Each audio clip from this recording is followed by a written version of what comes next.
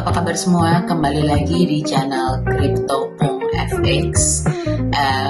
Kali ini kita bakal bahas tentang pergerakan si raja kripto nih, si Bitcoin yang kemarin habis dari naik turun dan pastinya kalian juga pasti penasaran kemana sih sebenarnya harganya ini bakal nyentuh mana, tertingginya bakal nyentuh kemana untuk terendahnya dalam waktu dekat.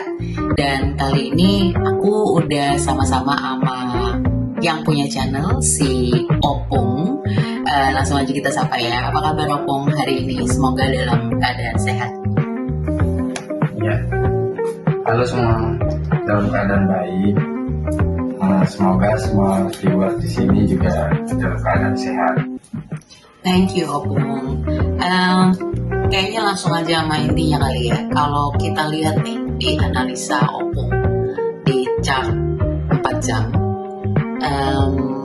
pergerakan Bitcoin kayaknya terlihat bearish banget tuh ya.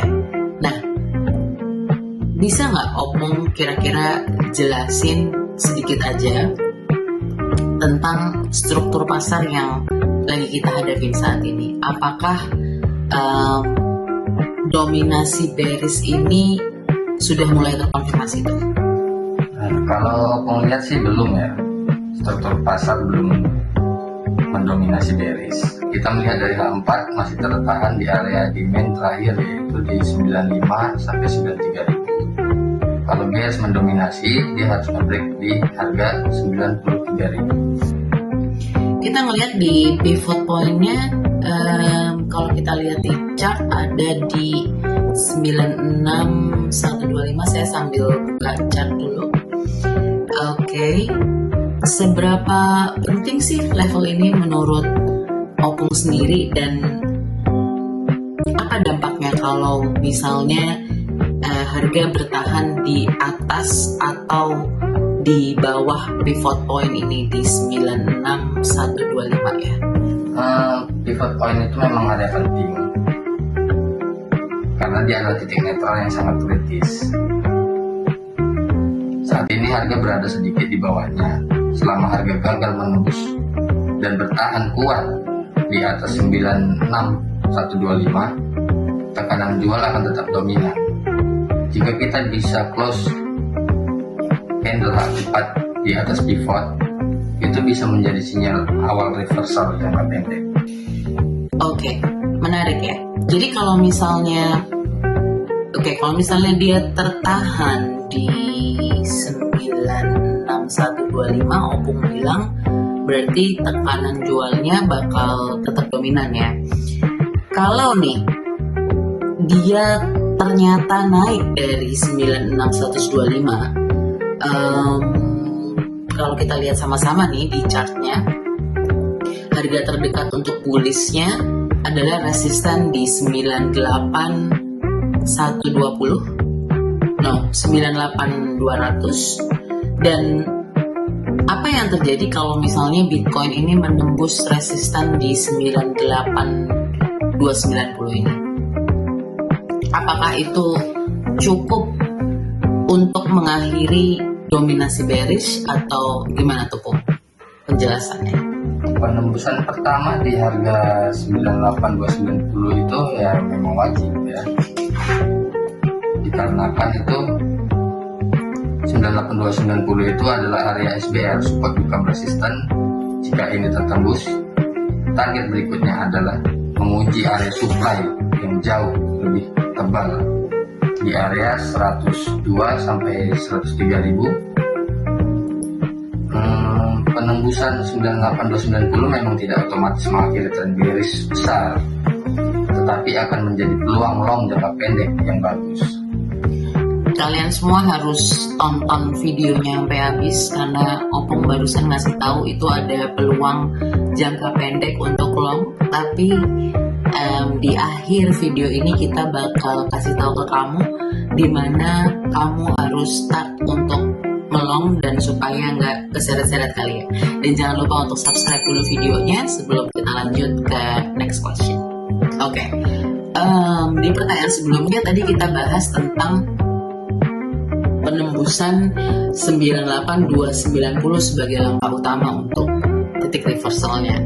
Nah, yang paling dicemasin sebenarnya adalah kalau misalnya dia ada di support utama di 92390 yang kayaknya cukup berdekatan dengan zona demand-nya ya.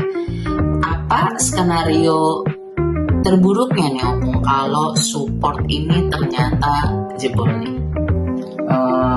Support 92390 itu adalah garis pertahanan terakhir bagi bullish.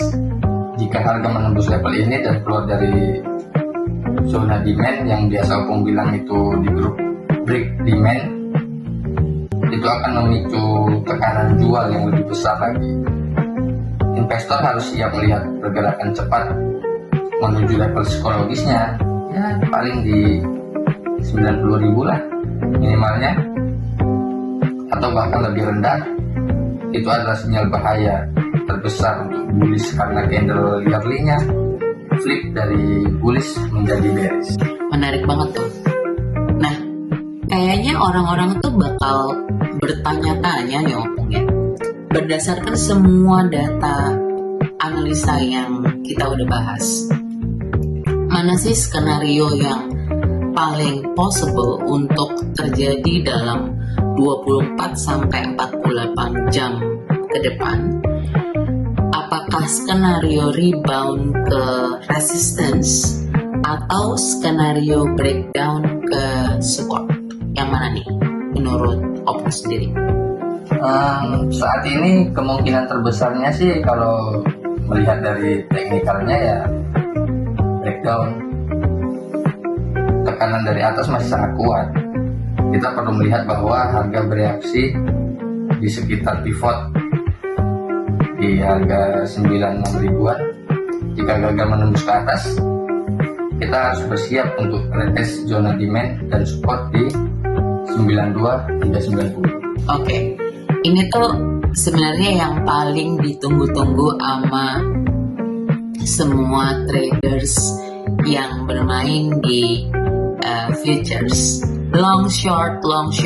Nah, aku sendiri juga sebenarnya banyak ngikutin nih dari analisa Opung dari pertama sampai akhir, dan thank you Opung karena win rate-nya ternyata oke, dan di bulan lalu kayaknya win rate Opung ada di 80% ya di channel Telegramnya.